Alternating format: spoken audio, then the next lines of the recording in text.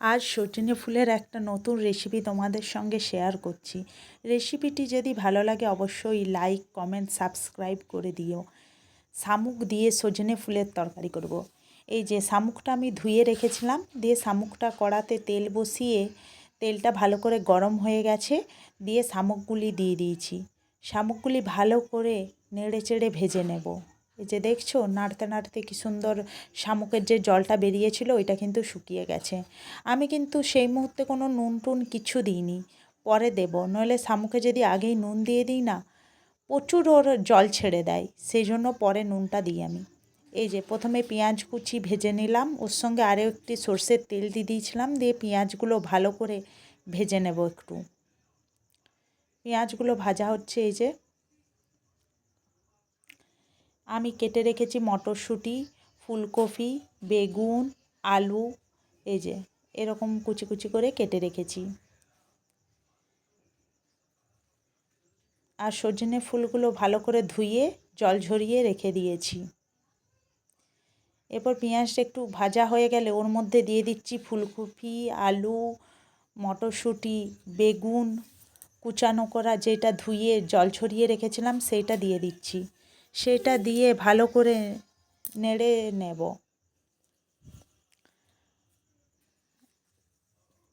ভালো করে নেড়ে চেড়ে ভাজবো এটাকে ভালোটি করে। দিয়ে ওর মধ্যে দিয়ে দেব টমেটো কুচি।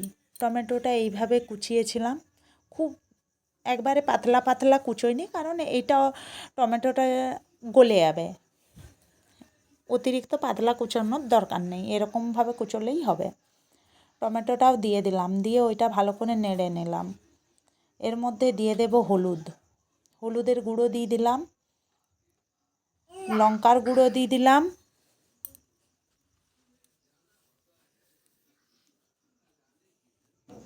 নুন দিয়ে দিলাম, নুনটা যে যা স্বাদ অনুসারে দেবে, দিয়ে ভালো করে নেড়ে চেড়ে মিশিয়ে নেব। ভালো করে নেড়ে নেড়ে ভেজে নেব।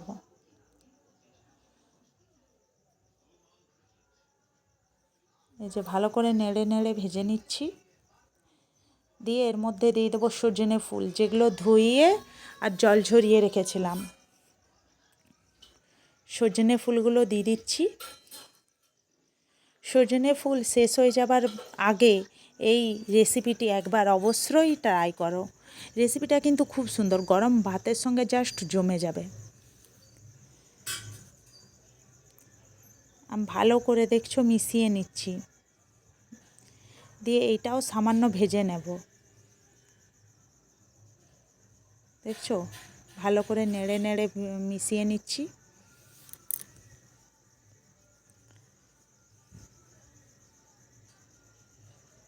দিয়ে ভালো করে নেড়ে চেড়ে হালকা ভাজা হয়ে গেলে ওর মধ্যে দিয়ে দেবো ভেজে রাখা শামুকগুলো। এই যে ভেজে রাখা শামুকগুলো দিয়ে দিচ্ছি। শামুকগুলো দিয়ে ভালো করে আরও নেড়ে চেড়ে মিশিয়ে নেব।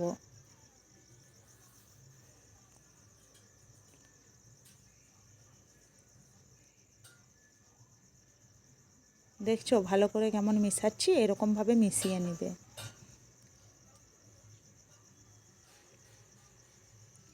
দিয়ে ভালো করে মেশানো হয়ে গেলে এই যে ভালো করে একটু ভেজে নিচ্ছি আর কি, এর মধ্যে দিয়ে দেবো সর্ষে বাটা। এটা সর্ষে বাটা দিয়ে করব, সেজন্য দিয়ে দিলাম সর্ষে বাটা। সর্ষেটাকেও আমি ভালো করে কষিয়ে নেব, যাতে সর্ষের থেকে যে কাঁচা গন্ধটা বেরোয় সেই কাঁচা গন্ধটা যাতে চলে যায়। ভালো করে কষিয়ে নেব। ভালো করে কষিয়ে নিচ্ছি।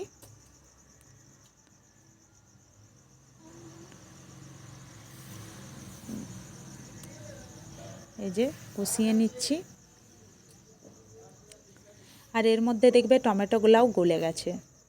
এই কষাতে কষাতে আর ভাজতে ভাজতেই টমেটোগুলো সব গলে যাবে। ভালো করে নেড়ে চেড়ে মিশিয়ে ভালো করে কষিয়ে নিচ্ছি, ভালো করে, যাতে কোনো কাঁচা গন্ধ না থাকে।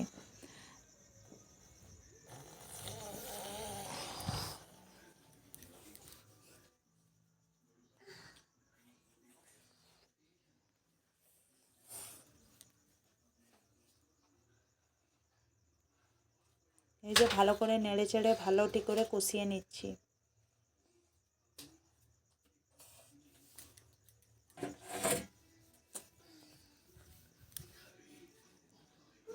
ভালো করে কষিয়ে নেওয়া হয়ে গেলে এর মধ্যে দিয়ে দেব জল, যাতে আলুগুলো বাকি সব সবজিগুলো যেন সেদ্ধ হয়ে যায়। ফুলকপি, তারপরে সজনে ফুলেরও একটা কাঁচা গন্ধ আছে, সেই কাঁচা গন্ধটাও চলে যাবে। সব কিছু ভালো করে যাতে সেদ্ধ হয়ে যায় সেই জন্য জল দিয়ে দিলাম। জল দিয়ে পরে ঢেকে দেব। ঢেকে আর গ্যাসের ফ্লেমটা একটু কমিয়ে দেব। দিয়ে মিনিট 5 পরে খুলে দেখব জল আছে নাকি। দিয়ে এই যে আমার জলটা কিন্তু শুকিয়ে গিয়েছিলো। আর সবজিগুলোও দেখছো কত সুন্দর ভালোভাবে কিন্তু সেদ্ধ হয়ে গেছে। দেখছো সবজিগুলো কত সুন্দর সেদ্ধ হয়েছে। এরপরে